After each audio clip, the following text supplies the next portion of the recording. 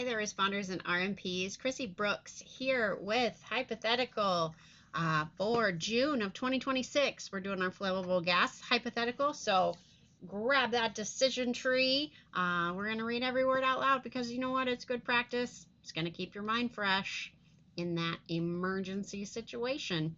All right, so here is our hypothetical scenario. You are called to a belt line where there are silver pressurized cylinders on the belt rolling around that have broken out of this package. You see a flammable gas 2 diamond hazard label, red and white paperwork stating the proper shipping name for this chemical is ethane, and box spec markings, period. One of the canisters on the belt is hissing loudly, and you can smell a faint odor in the air.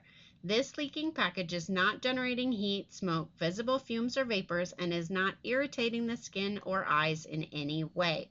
Answer the questions below based on this scenario. So, which box does our decision tree lead us to? Well, let's read through it. So, is the leaking package generating heat, smoke, visible fumes, vapors, irritating the skin or eyes in any way, or leaking too large of a quantity to absorb or neutralize with available supplies? All no. Nope, none of those are happening. Does the package have a diamond hazard label? We do. So we're going to move on to the next box, right? Is the package bearing a diamond hazard label with one of these materials prohibited in the UPS small package system?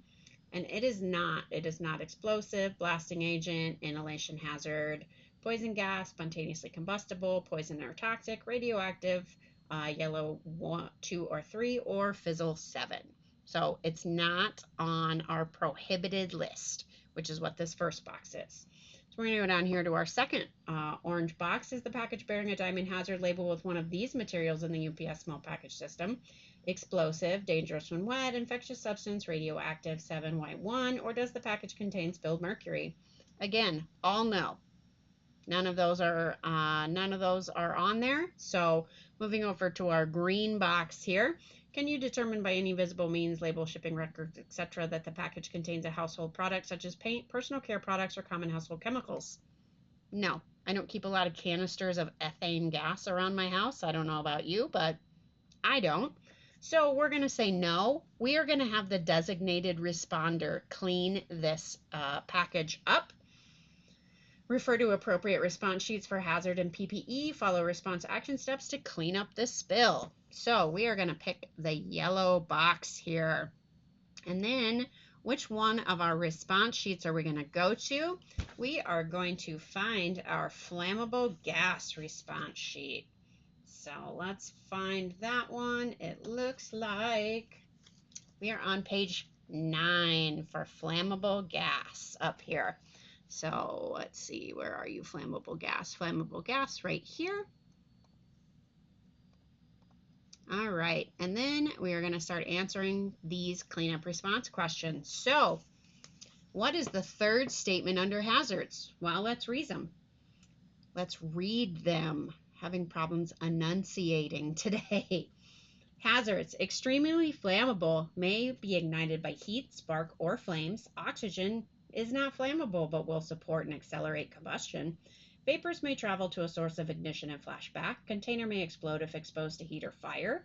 Fire may produce irritating or poisonous gases, may be poisonous if inhaled. Vapor may be extremely irritating. Contact may cause burns to the skin and eyes. So going back, our third one, container may explode if exposed to heat or fire. So where is it incredibly hot? In our warehouses, right? Especially in the back of those trailers.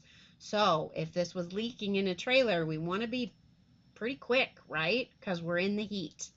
So which one of these action steps does the response sheet give us? So let's go through our action steps here. Most importantly, though, we're going to wear our goggles, boots, apron, and our gloves when we are dealing with this situation.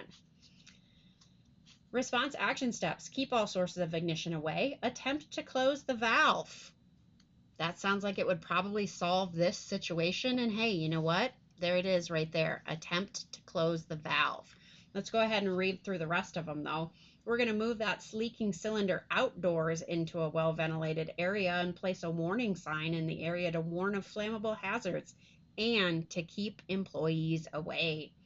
Follow supplier instructions as to the return or disposition of the cylinder. If the supplier cannot be contacted, seal the non-leaking cylinder, so that means we've closed the valve, in a DMP bag with all shipping labels visible, and notify your environmental coordinator who will arrange for the disposal of the material. All right, so hey, question number 5, where should we move that leaking cylinder to? What does it say? It says move the leaking cylinder outdoors to a well-ventilated area. So not the break room. Don't go put it in your manager's office. Don't throw it all straight into the trash can. Outside. And then put that warning sign up. All right, and what source document could we use to get more information on the disposal of cylinders?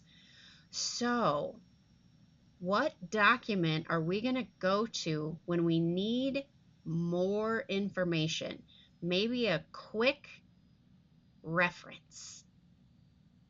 What about the operator's quick reference guide, right? Of course, you can always call me, but I really want you to fish for yourself. So go check out that operator's quick reference guide.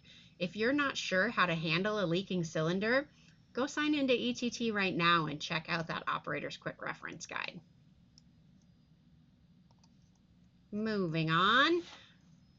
Waste disposal flow chart. I know I got to get into it every time.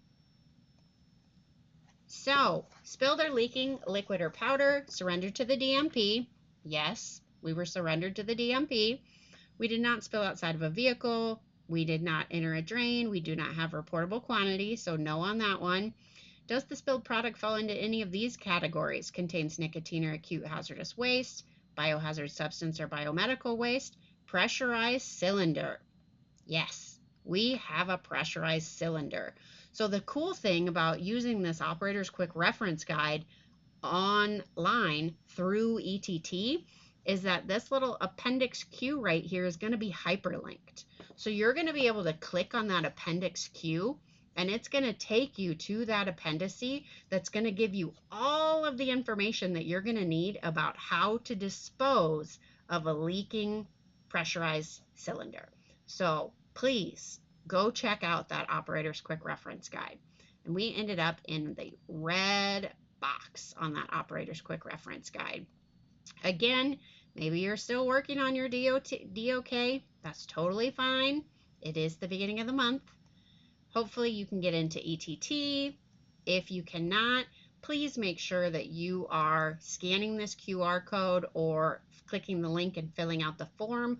I will get that to your health and safety supervisor or transportation compliance supervisor, and we will get you back into ETT.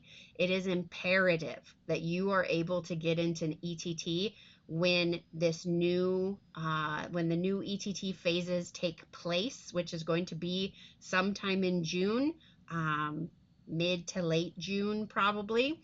So please, please, please, if you can't get into ETT, fill this form out. Then we're going to go to everybody's favorite page, right? Full name, give me your employee number correctly, please. What division, what center, use your drop downs there, smash that submit button, and hey, you're done with June hypotheticals. Great job. All right. Now get your responder partner to do it, get your RMP to do it, get your responders to do it, and we're going to see you next month. Have a great one.